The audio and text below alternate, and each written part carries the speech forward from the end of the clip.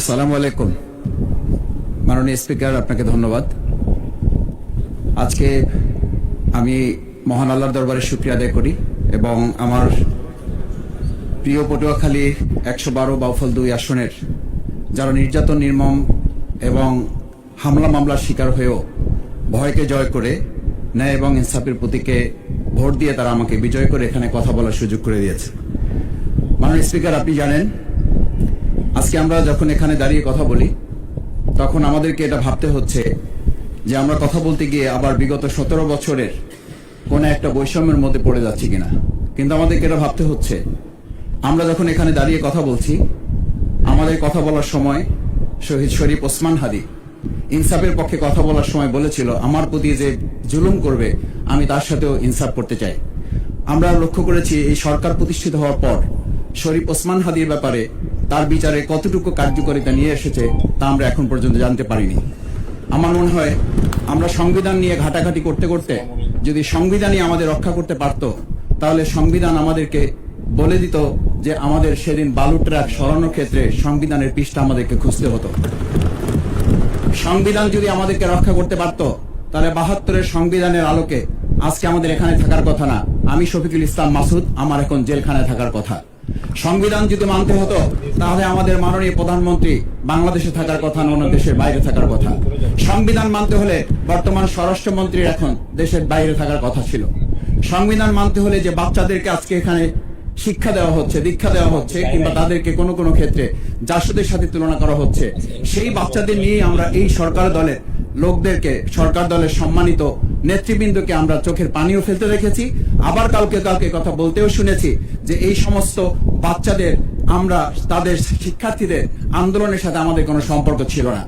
আমরা খুব লজ্জিত হই মাননীয় স্পিকার, আমাদের এই বর্তমান সময়ে আমরা যদি এটা খেয়াল করি যে আমাদের বাংলাদেশের এই বর্তমান প্রেক্ষাপটটা নতুন করে এখন যে গণভোটের যে আজকে ন্যায্যতা অন্যায্যতা, সাংবিধানিক পৃষ্ঠা, লাইন, অক্ষর, দাড়িকমা আমাদেরকে শেখানোর চেষ্টা করা হচ্ছে, যদি সেটা হতো তাহলে বাংলাদেশ জাতীয়তাবাদী দলের সম্মানিত মহাসচিব তিনি কয়েক হাজার পুলিশের বেষ্টনীর মাঝখানে একা একটা মোবাইল নিয়ে তাকে আমরা দাঁড়িয়ে থাকতে দেখেছি, তখন সংবিধান আমাদেরকে রক্ষা করতে পারে নাই।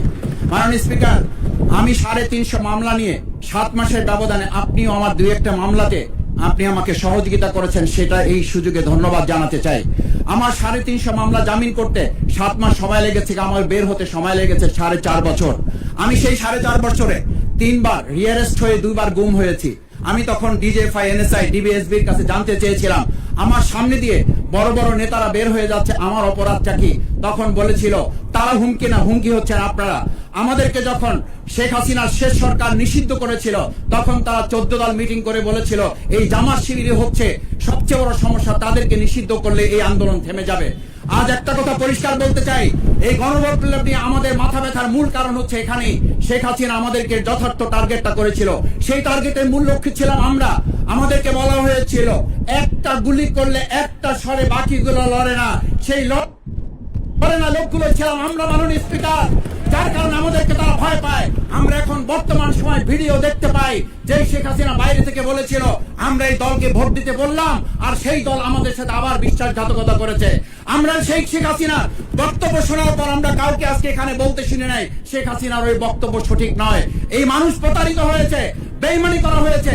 আবার যদি গণভোট, জুলাই সনদ নিয়ে এই জাতির সাথে প্রতারণা করা হয়, তাহলে মূল্য দিতে হবে শুধু নয়, আবার আমাদেরকে ১৭ বছরের সেই জেল জুলুম, নিপীড়ন, গুম খুনের জায়গায় আমাদেরকে ফিরে যেতে হবে।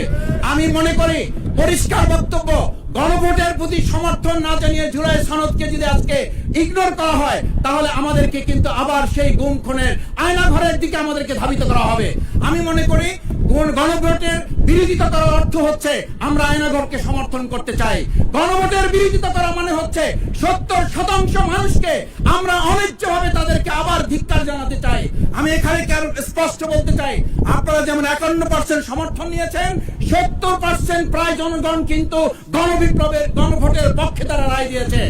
আপনাদের যে সেই ৫১%-এর তুলনায় সেই ৭০% প্রায় গণভোটকে যদি আপনারা ইগনোর করেন, তাহলে আমি বলবো আমার বাউফল, আমার পটুয়াখালী শুধু নয়, গোটা বাংলাদেশ আবার জেগে উঠে গণভোটকে তারা কার্যকর করবে। স্পিকার, আমি পরিষ্কার এই কথাটা এই জন্য বলছি, আজকে সংবিধানের লাইন ধরে ধরে যদি আমাদেরকে এই কথা জানতে হতো, তাহলে আমাদের নেতৃবৃন্দকে ফাঁসির মঞ্চে যেতে হতো না। আমার মতো ছোট মানুষের কাছে সে সময় ডিজিএফআর কাছে প্রস্তাব এসেছিল, আপনারা কি চান, মন্ত্রিত্ব চান, দেশ পরিচালনা চান, সবকিছু দেওয়া হবে, শুধু শেখ হাসিনার নীতিতে আপনারা আসেন। সেই নীতি তো ছিল ৭২ সংবিধান, সেই নীতি নিয়ে আজকে কেন এখানে এত কথা বলা হচ্ছে? আমরা পরিষ্কার জানি, আমরা যদি সেই ৭২ সংবিধানকে ভালোবাসি, তাহলে এখানকার নেতৃবৃন্দ এবং মরহুমা বেগম খালেদা জিয়া নিজে বলেছিল, আমরা সুযোগ পেলে এই সংবিধানকে আমরা ছুঁড়ে ফেলে দেব। সেই সংবিধানের প্রতি আজকে বর্তমান সরকারি দলের কেন এত প্রেম জাগ্রত হয়েছে, এটা বাংলাদেশের মানুষের জানার অধিকার আছে। আমি আমার প্রিয় বাউফলের মানুষের প্রতি ভালোবাসা শ্রদ্ধা জানাই। যেই বাউফলবাসী আমার দাবি আদায়ের জন্য, আমার এলাকার মানুষের অধিকার আদায়ের জন্য এখানে দিয়েছে, আমি সেই অধিকার। ধন্যবাদ মাননীয় সদস্য।